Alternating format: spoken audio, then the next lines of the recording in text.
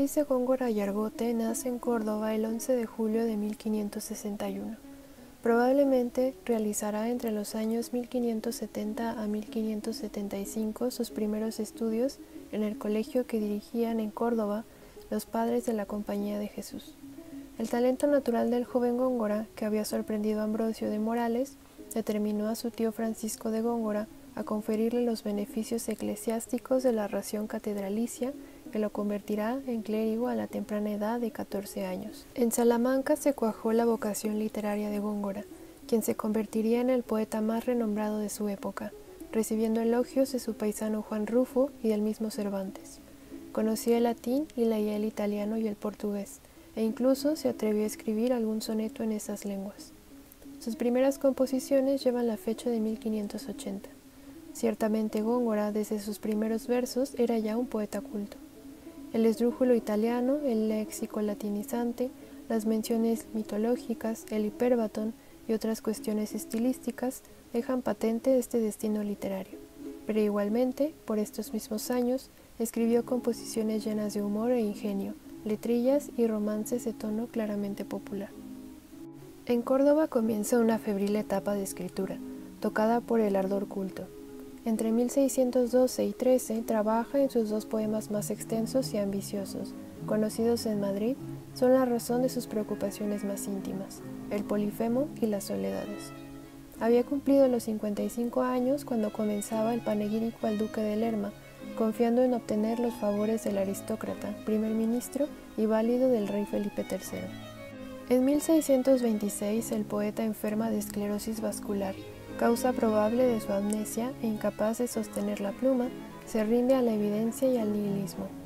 Muere en Córdoba el 23 de mayo de 1627. Aunque en su testamento hace referencia de la existencia de su obra en prosa y en verso, no se ha encontrado ningún escrito en prosa, salvo las 124 cartas que conforman su epistolario, testimonio muy importante de su tiempo. A pesar de que no publicó en vida casi ninguna de sus obras poéticas, estas corrieron de mano en mano y fueron muy leídas y comentadas. Su fama fue enorme durante el Barroco, aunque su prestigio y el conocimiento de su obra decayeron hasta entrado el siglo XX. Específicamente, en 1927, congregó a los mejores poetas y literatos españoles de la época, conocidos en ese entonces como la generación del 27. Todo esto dio como resultado una definitiva revalorización crítica de su obra.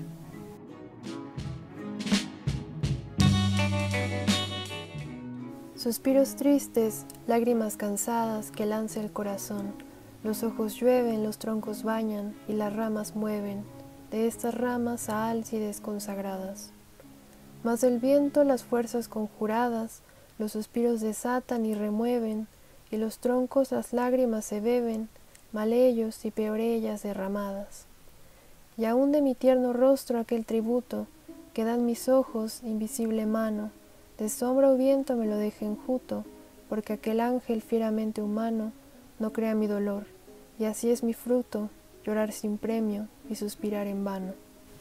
El soneto consta de 14 versos en decasílabos divididos en 2 cuartetos y 2 tercetos con rima consonante, en donde el yo lírico expresa su aflicción respecto a un amor no correspondido mediante la utilización de paralelismos referentes a la naturaleza, con palabras como árboles, lluvia, ramas, viento y troncos, relacionados con el agua y el sufrimiento, como triste, lágrima, bañan, suspiro, derramar, así como términos de desolación, con palabras como sombra y dolor, además de una referencia a la mitología clásica con el mito de Álcides. En el primer cuarteto, el yo lírico narra su aflicción mediante la utilización de hipérboles para resaltar su soledad. En el primer verso, para leer el entorno, un bosque quizá, con sus sentimientos, en lágrimas cansadas, provocando un efecto sinestésico en la narración. En el segundo y tercer verso, con los ojos llueven, mas del viento las fuerzas conjuradas, los suspiros desatan y remueven, alude a que el sufrimiento del yo lírico no correspondido es tanto que sus lágrimas y suspiros tan inmensos son capaces de provocar una reacción a la naturaleza. En el último verso, es mencionado Álcides, que en la mitología griega se caracteriza por su fuerza.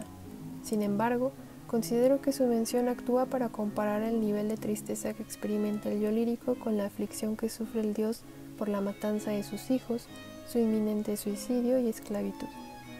En el segundo cuarteto, la metáfora se presenta en los primeros 3 versos con «Los troncos las lágrimas se beben», invisible mano de sombra o viento me lo deje enjuto, en donde, por medio de la figura del tronco lágrima y el viento enjuto, se sigue hilando la tristeza de la narración.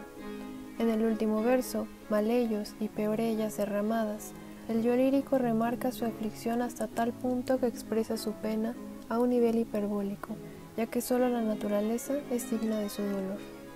En el primer terceto se menciona una breve descripción del yo lírico, en el que mediante el rostro, los ojos y las manos utiliza la metáfora para describir su desolación, que de tanto conceder sus lágrimas queda, aún así, marchito y en penumbras de completa soledad. Invisible mano de sombra o viento me lo deje enjuto. En el segundo terceto, el yo lírico personifica a la dama como un ángel fieramente humano, y es ahí en donde se descubre su pena por medio del oxímoron: no crea mi dolor, y así es mi fruto, llorar sin premio y suspirar en vano. Para finalizar, el soneto no ha sido enteramente estudiado, solo por un par de menciones en tesis y someros análisis en presentaciones. Considero que con este poema se podría retomar la mitología clásica más didácticamente para comenzar con el análisis de los sonetos del autor, principalmente para no aturdirse en su lírica tan inmensa y repasar el análisis de las figuras retóricas a partir de uno de los temas más estudiados, el amor y la soledad.